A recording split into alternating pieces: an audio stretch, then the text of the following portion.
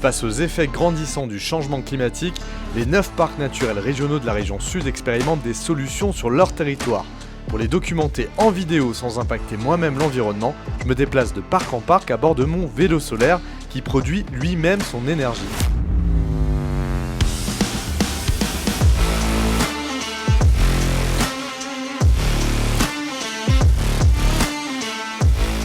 Salut! Pour rejoindre mon prochain tournage, j'ai une centaine de kilomètres à parcourir entre le parc naturel régional du Verdon et celui de la Sainte-Baume. En France, 30% du territoire est recouvert de forêts, mais l'ONF tire le signal d'alarme. Entre sécheresse et incendie à répétition, jusqu'à un tiers de la forêt est directement menacée de dépérissement sur les 10 à 20 prochaines années.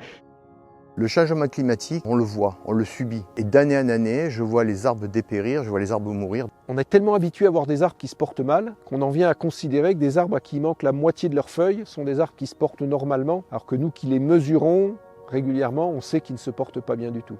On constate depuis maintenant une vingtaine d'années une perte assez forte de la productivité des forêts et un dépérissement qui s'accentue de plus en plus rapidement. Sur les dernières mesures que nous avons faites, on constate que la plupart des espèces dans la zone méditerranéenne française ont une perte de surface foliaire qui va de 40 à 60%. Ça veut dire que ces arbres ont beaucoup moins de réserves, ça veut dire qu'ils sont beaucoup plus sensibles aux maladies potentielles et aux parasites qui peuvent les attaquer.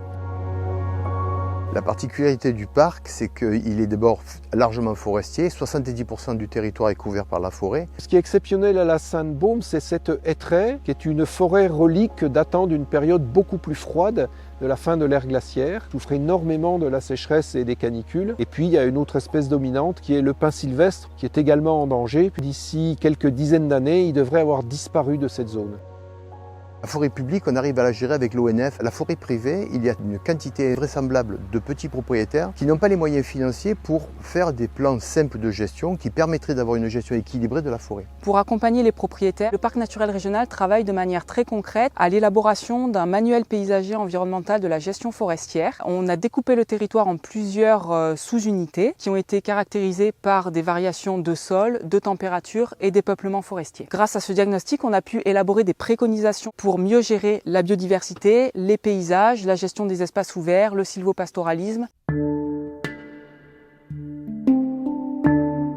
Je crois que la survie de l'homme est un peu liée à la survie de la forêt. Donc moi, ce que je voulais, c'était avoir une forêt dans laquelle la biodiversité soit l'élément majeur. La gestion qu'applique Guy Farnarié à sa forêt est un modèle de ce qu'il faudrait faire dans beaucoup de forêts de la région. Moi, je la vois en bonne santé parce qu'il y a un nombre d'espèces différentes absolument considérable. Juste là, on est à la lisière, on n'est même pas encore dans la forêt. On voit au moins une demi-douzaine d'espèces différentes. Les grandes actions ont été de permettre une forêt qui soit très diversifiée en espèces et qui permette une bonne régénération. Pour ce faire, il a fallu effectivement faire de l'abattage. L'abattage a été fait uniquement à la tronçonneuse. Quelque chose de très important, ce sont les bois morts debout, bois morts au sol et surtout les arbres sénescents. Sénescent, ça veut dire qu'il y a des critères de vieillissement, tels que des fissures, des cavités, etc., qui chacune constituent un habitat. Un arbre de sénescent, c'est un arbre de biodiversité. Là, il y en a une de l'arbre. Là, on la voit bien. Bien entendu, quand une forêt est riche et vivante et en bonne santé, il y a tout le cortège sous-forestier, végétal et animal qui est présent. Et il y a un très grand nombre d'animaux qui circulent dans cette forêt, que je vois, que j'enregistre, que je filme. Cette forêt, moi, j'ai pris un certain nombre d'engagements, parfois contraignants, mais qui font que je crois que pour les décennies à venir, elle est à l'abri. Et n'oublions pas que les forêts constituent le deuxième puits de carbone juste après les océans. Il est donc aussi urgent et vital de les préserver pour l'avenir de l'humanité. L'aventure de parc en parc continue. Cette fois, on va changer littéralement de décor direction Marseille pour rejoindre le parc naturel régional de la Camargue, où on va voir comment les équipes du parc travaillent pour lutter contre les submersions marines. Alors à très vite!